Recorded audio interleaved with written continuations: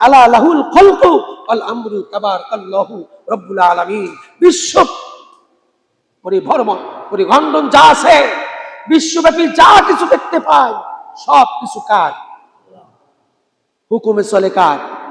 চন্দ্র সূর্য কার হুকুমে চলে? সমস্ত কিছু আল্লাহ পাকের হুকুমে চলতেছে। আল্লাহ পাক বলতেছেন এই জমিন আমার, আর এই জমিনের মধ্যে বিশ্বব্যাপী হুকুমতটাও চলবে আমার।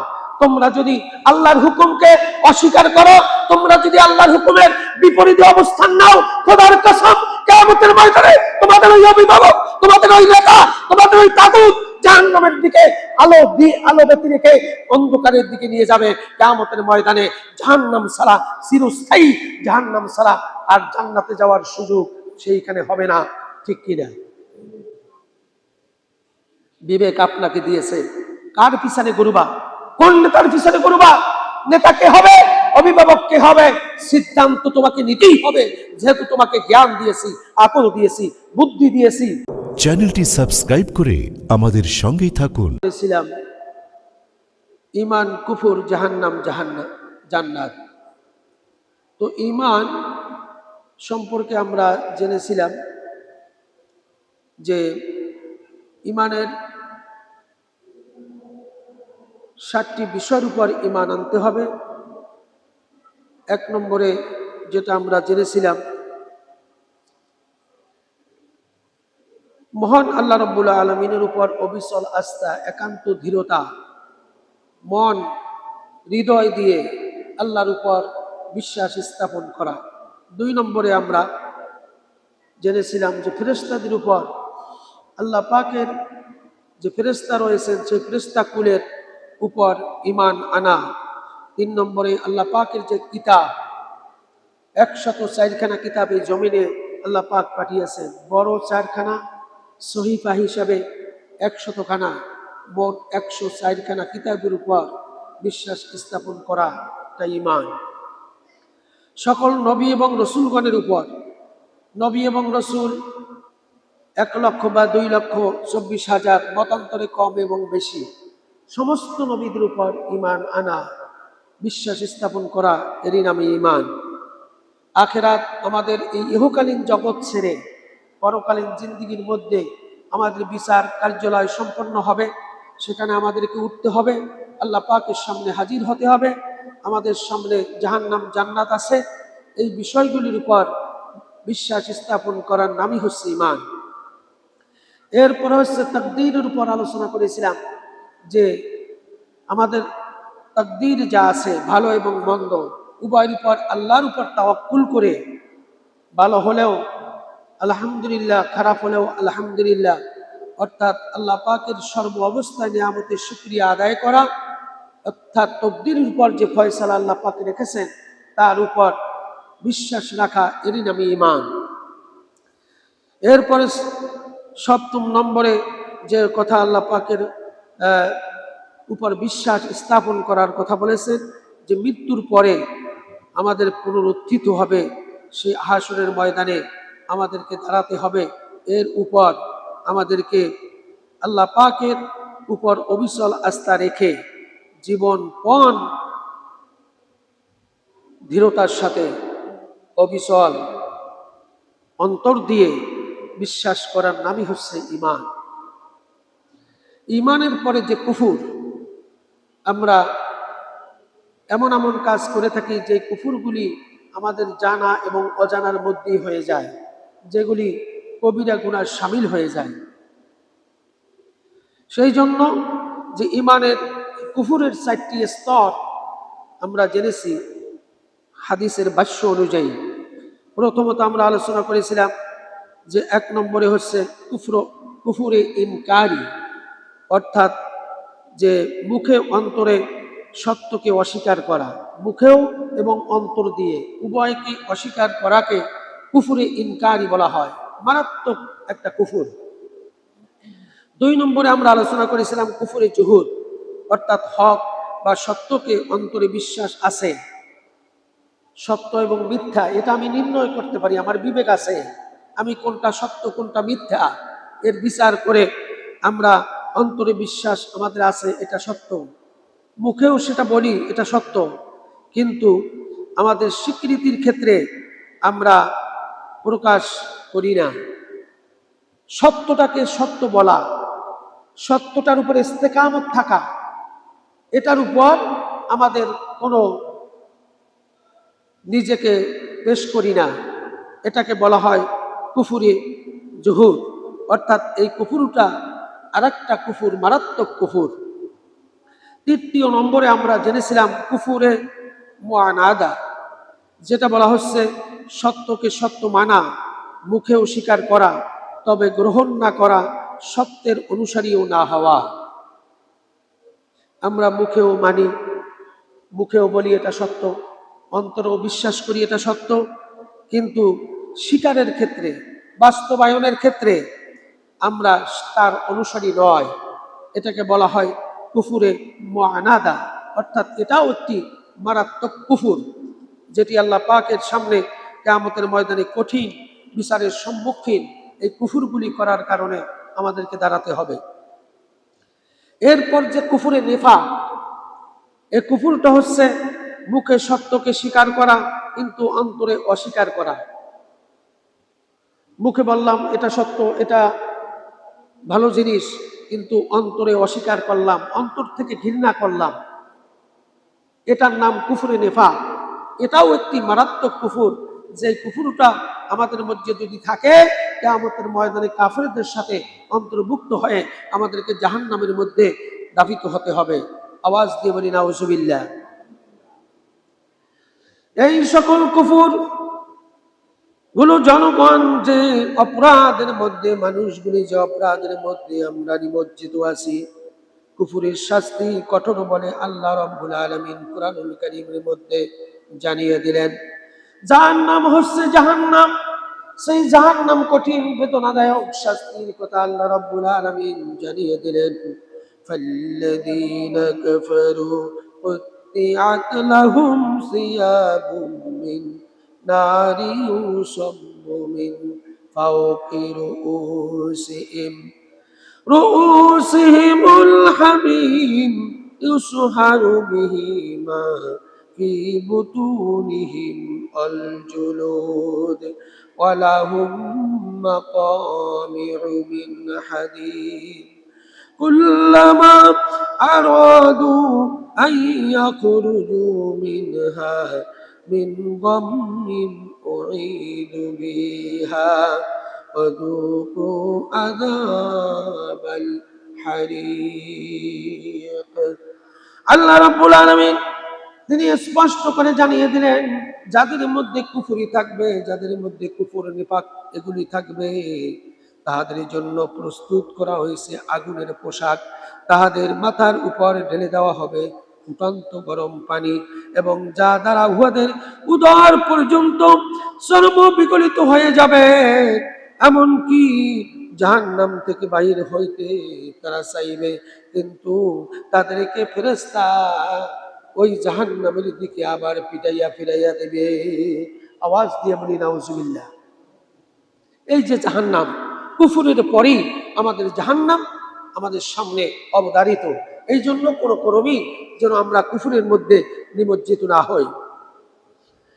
কুফুরকারী সকল কর্মফল যা কিছু আছে ভালো, মানুষ সমাজের মধ্যে অনেক ভালো কাজ করে, মানুষের সেবা করে, মানুষের কাজে লাগে, এমন অনেক অনেক কাজ কর্ম করে থাকে, কিন্তু তাদের অন্তরের মধ্যে কুফুর আছে, মুখের মধ্যে কুফুরের বাসা আছে, এবং তারা যা করে সব কিছু কুফুরের সাথে মিলিত হয়ে যায়।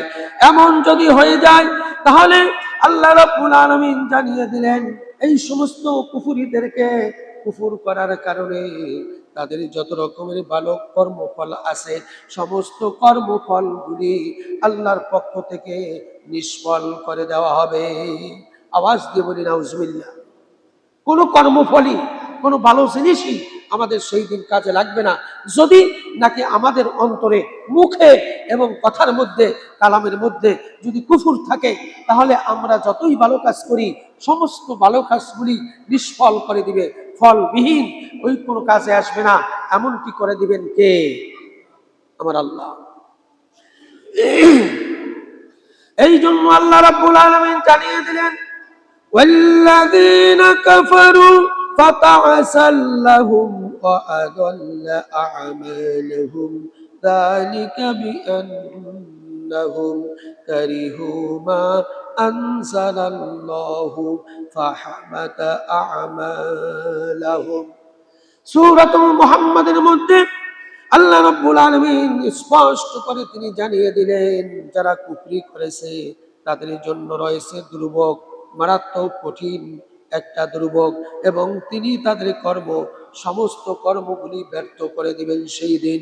এই জন্য যে আল্লাহ তাআলা যা অবতীর্ণ করেছেন তারা তা অপছন্দ করেছে, কাজেই আল্লাহ তাআলা তাদের কর্মের সমস্ত ফলগুলি কিয়ামতের ময়দানে নিষ্ফল করে দিবে। বলি না নাউজুবিল্লাহ। জীবনে অনেক ভালো কাজ করেছি, মানুষের সেবা করেছি, কিন্তু অন্তরে নিফাক ছিল, কুফর ছিল, জবানে কুফর ছিল, কথা বলতে হুশ জ্ঞান ঠিক করে কথা বলি নাই, কোরআনের বিরুদ্ধে কথা বলেছি, শরিয়া আইনের বিরুদ্ধে কথা বলেছি, আমার রসুলের বিরুদ্ধে কথা বলেছি, কর্মগুলি আমার রসুল এবং আল্লাহর বিপরীতে অবস্থান নিয়ে আমাদের কর্মগুলি করেছি। একদিকে এই কাজ করেছি, আর একদিকে মানুষের সেবাও করেছি। আল্লাহ পাক বললেন, এই সেবা, এই কর্মফল যা কিছু ভালো করা হয়েছে, এই কুফর থাকার কারণে, নেফাক থাকার কারণে তোমার সমস্ত কর্মফলগুলি সেই দিন নিষ্ফল করে দেওয়া হবে, কোনো কাজই আসবে না, কোনো নেক পাওয়া যাবে না, কোনো সব তার আমল নামায় দেওয়া হবে না। আওয়াজ দিয়ে বলি নাউজুবিল্লাহ।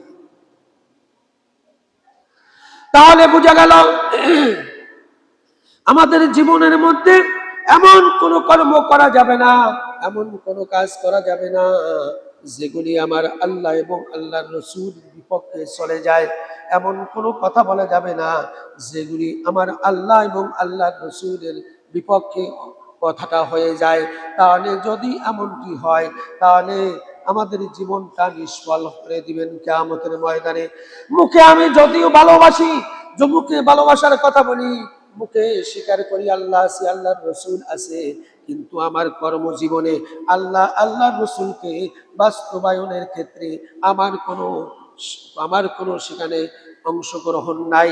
যদি বিষয়টি এমন হয়, কিয়ামতের ময়দানে যত ভালো কাজগুলি আছে সমস্ত ভালো কাজগুলি নিষ্ফল করে দিবেন কে?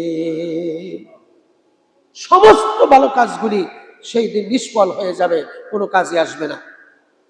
যদি নাকি মুখে অন্তরে কর্মক্ষেত্রে আমাদের এক না হয়, তাহলে কোনো ভালো কাজ আমাদের জন্য কাজে আসবে না কিয়ামতের ময়দানে। অভিভাবক হবে কিয়ামতের ময়দানে, তাও আল্লাহ রাব্বুল আলামিন জানিয়ে দিলেন, কুফরি যারা করে তাগুত তাদের অভিভাবক, তারা অন্ধকারের দিকে চলে যাবে এবং জাহান্নাম হবে তাদের শেষ ঠিকানা। এই জন্য আমরা যদি কুফর যদি আমাদের অন্তরের মধ্যে থাকে, তাহলে আমাদের অভিভাবক হবে তাগুত, অর্থাৎ শয়তান, ইবলিস। যে কর্মগুলি করেছে, সেই কর্মগুলি যেই মানুষগুলি করে, ওই মানুষগুলি হবে কুফর করার কারণে তাদেরই অভিভাবক। আওয়াজ দিয়ে বলি নাউজুবিল্লাহ। আল্লাহ রাব্বুল আলামিন স্পষ্ট করে বলে দিলেন, ওয়াল্লাযীনা কাফারু আউলিয়াউহুমুত তাগুতু ইখরিজুনাহুম মিনান নূরি ইলাজ যুলুমাত উলাইকা আসহাবুন নারি হুম ফিহা খালিদুন। আল্লাহ রাব্বুল আলামিন স্পষ্ট করে জানিয়ে দিলেন, যারা কুফরি করে তাগুত তাদের অভিভাবক, শয়তান তাদের অভিভাবক, তারা তাদেরকে আলো থেকে অন্ধকারের দিকে নিয়ে যায়, তারা জাহান্নামী, সেখানে তারা স্থায়ীভাবে বসবাস করবে। এই জন্য আমি এমন কোনো কাজ করতে পারবো না যেটি নাকি আল্লাহর হুকুমের বিপরীত, যেটি নাকি আমার রাসূলের তরিকার বিপরীত। এমন কোনো কর্ম করলে সেই কর্মটা হয়ে যাবে কুফর। আর কুফর যদি আমাদের অন্তরের মধ্যে, কথার মধ্যে, কাজের মধ্যে, কর্মের মধ্যে যদি কুফর থাকে, তাহলে স্পষ্ট করে বলে দিলেন এই মানুষগুলির অভিভাবক হবে শয়তান, অভিভাবক হবে তাগুত, যারা জাহান্নামী তারাই হবে অভিভাবক।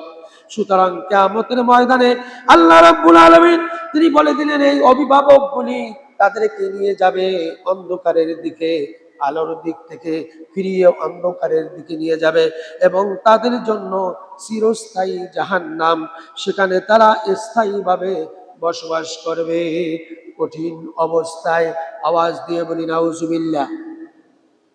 কঠিন অবস্থায় সেখানে তাদেরকে থাকতে হবে।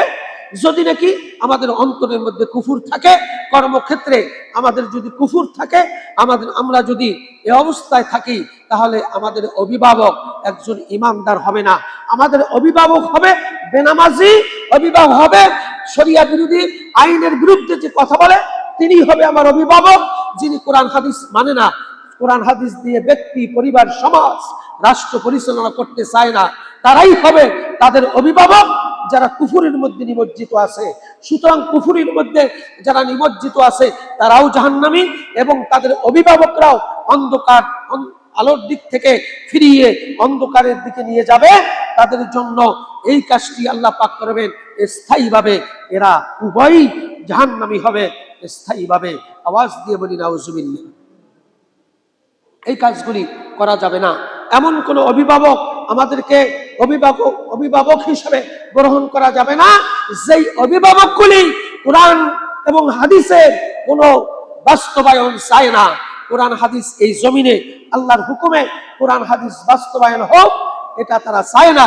এমন অভিভাবকের পিছনে যদি তুমি ফিরো, তুমি যদি চলো, তুমি যদি থাকো, তাহলে আল্লাহ পাক স্পষ্ট করে বেরিয়ে দিয়েছেন তোমাদেরকে আলো থেকে অন্ধকারের দিকে তারাই নিয়ে যাচ্ছে। সুতরাং সেই পথেই তোমরা যদি থাকো, স্থায়ীভাবে তোমাদেরকে জাহান্নামে অবস্থান করতে হবে। আওয়াজ দিয়ে বলি নাউজুবিল্লাহ। সেই জন্য দুনিয়ায় থাকা অবস্থায় অভিভাবক ঠিক করে নাও, তোমার নেতা তুমি ঠিক করে নাও। তোমার নেতা তোমার অভিভাবক কে হবে? তোমার বিবেক দিয়ে, জ্ঞান দিয়ে, আকল দিয়ে তা ঠিক করে নাও।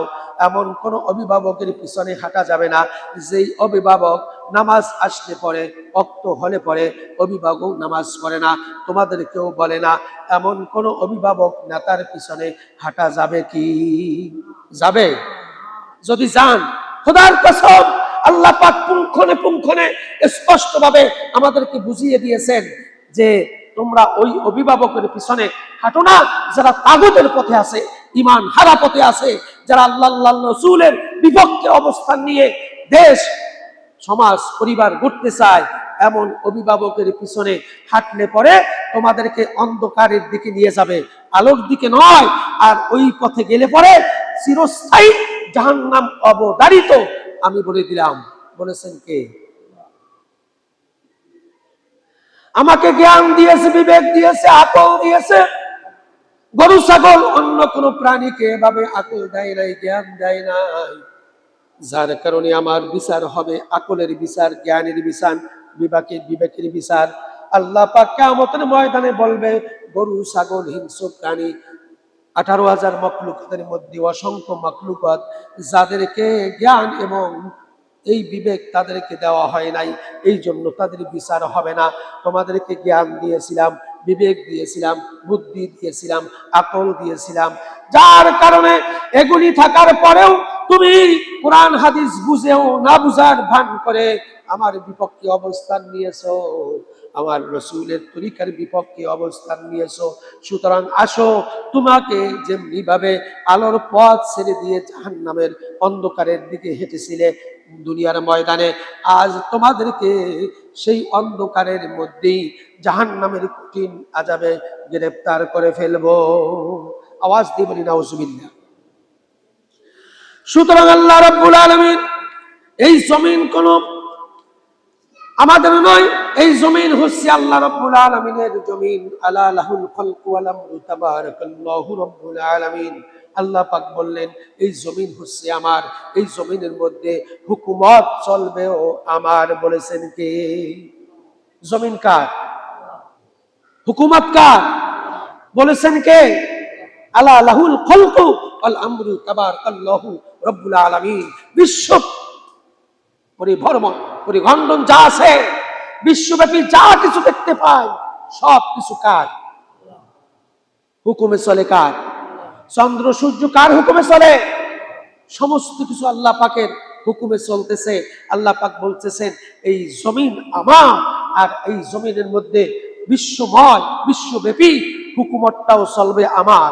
তোমরা যদি আল্লাহর হুকুমকে অস্বীকার করো, তোমরা যদি আল্লাহর হুকুমের বিপরীতে অবস্থান নাও, খোদার কসম কিয়ামতের ময়দানে তোমাদের ওই অভিভাবক, তোমাদের ওই নেতা, তোমাদের ওই তাগুত জাহান্নামের দিকে আলো দিয়ে আলো ব্যতি রেখে অন্ধকারের দিকে নিয়ে যাবে। কিয়ামতের ময়দানে জাহান্নাম ছাড়া, চিরস্থায়ী জাহান্নাম ছাড়া আর জান্নাতে যাওয়ার সুযোগ সেইখানে হবে না।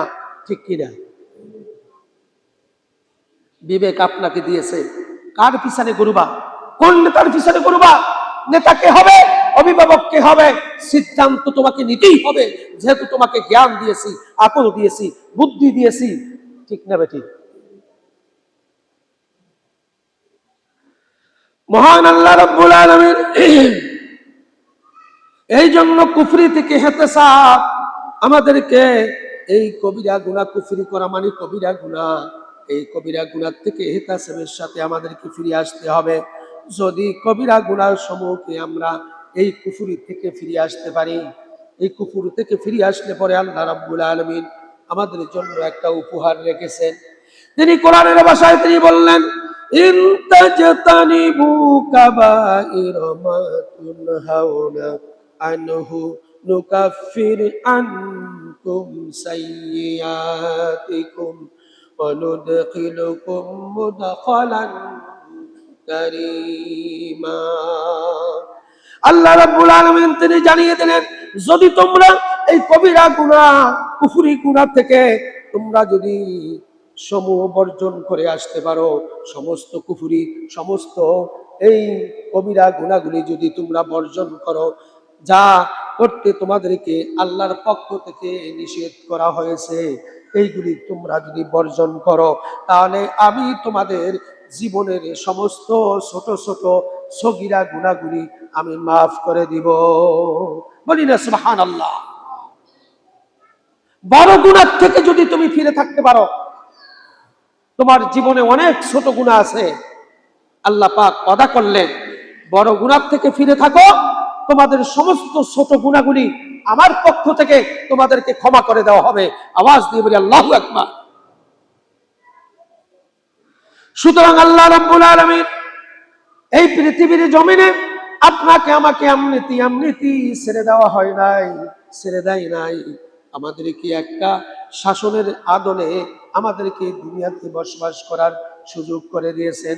সে শাসনটা হবে আমার আল্লাহর, সে শাসনটা হবে আমার রসুলের। আল্লাহ এবং আল্লাহ রসুলের শাসনের আদলে যদি আপনার জীবনটা পরিচালনা করেন, তাহলেই আমাদের জন্য সামনে রয়েছে জান্নাত, যেখানে আল্লাহ পাকের পক্ষ থেকে নিয়ামতে ভরা। ঠিক না বেঠিক? যার কারণে আল্লাহ রাব্বুল আলামিন এই জন্য সগীরা গুনাহ আমাদের মাফ করে দিবেন, ছোট গুনাহগুলি আমাদের মাফ করে দিবেন। যদি নাকি বড় কুফরি অর্থাৎ কবিরা গুনাহ থেকে আমরা বেঁচে থাকি, আল্লাহ রাব্বুল আলামিন অন্যত্র তিনি আবার বললেন, ওয়াল্লাযীনা কাফারু ওয়া কাযযাবু বিআয়াতিনা উলাইকা আসহাবুন নার হুম ফিহা খালিদুন। যারা কুফরি করে, যারা কবিরা গুনাহ করে, আমার নিদর্শন সমূহকে অস্বীকার করে, তারাই জাহান্নামী হবে, জাহান্নামী তাদের জন্য স্থায়ী ঠিকানা হয়ে যাবে। আওয়াজ দিয়ে বলি নাউজুবিল্লাহ। এমন কোন কর্ম করা যাবে না যেই কর্মটার মধ্যে স্থায়ীভাবে আমাদের জন্য জাহান্নাম লেখা হয়ে যায়, এমন কোন কর্ম করা যাবে না। অনেকে মনে করতে পারেন আমরা তো অনেক ভালো কাজ করি, ওই যে আগে বললাম আল্লাহ পাক সেটাও বলে দিয়েছে, তুমি যদি কুফরি করো, কবিরা গুনাহ করো, তোমার ভালো কাজ সমস্ত নিষ্ফল করে দিবেন কে? আল্লাহ। ওই ভালো কাজে কোনো কাজে আসবে না। মানব সেবা দেখতেছে, উনি খুব মানব সেবা করতেছে, কিন্তু তার অন্তরে নিফাক, তার মুখে আল্লাহ আল্লাহ রসুলের বিপরীতে অবস্থান যদি এমন হয়, সমস্ত ভালো কর্মগুলি সব কিয়ামতের ময়দানে নিষ্ফল হয়ে যাবে, কোনো কাজই আসবে না। যার কারণে আল্লাহ থেকে আমাদেরকে বাঁচতে হলে অবশ্যই আল্লাহর রব্বুল আলামিনের হুকুম অনুযায়ী, রাসূলের তরিকা অনুযায়ী জীবন যাপন করতে হবে।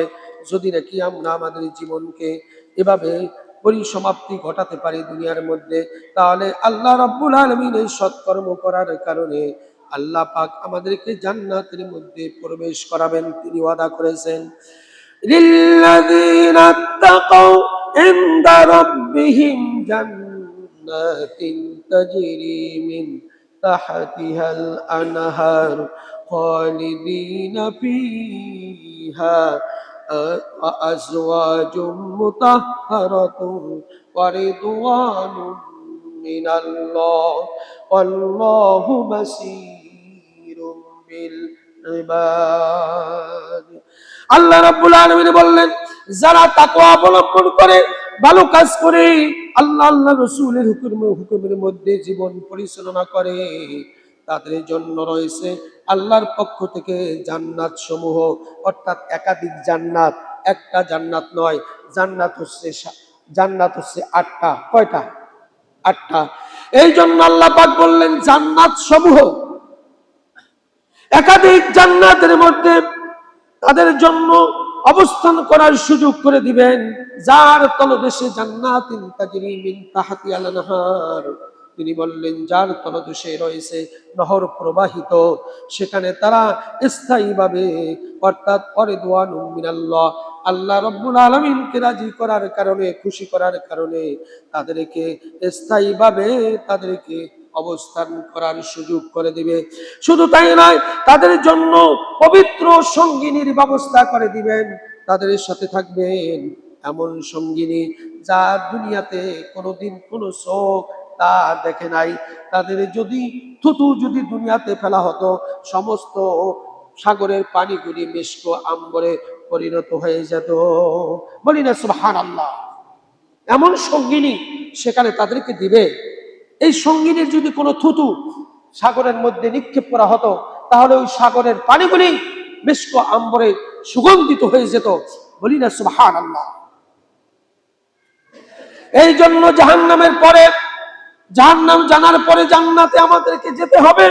যেই জান্নাতের ওয়াদা আল্লাহ রাব্বুল আলামিন আমাদেরকে করেছেন, আল্লাহ তাআলার নিকট তাদের জন্য সন্তুষ্টি ব্যবস্থা হলো।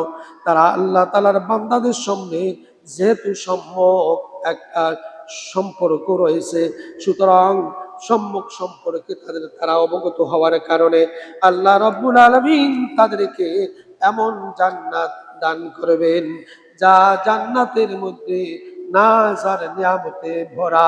ঠিক না বেঠিক? জান্নাতের মধ্যে নাজার নিয়ামত দিয়ে আল্লাহ পাক ভরপুর করে রেখেছেন।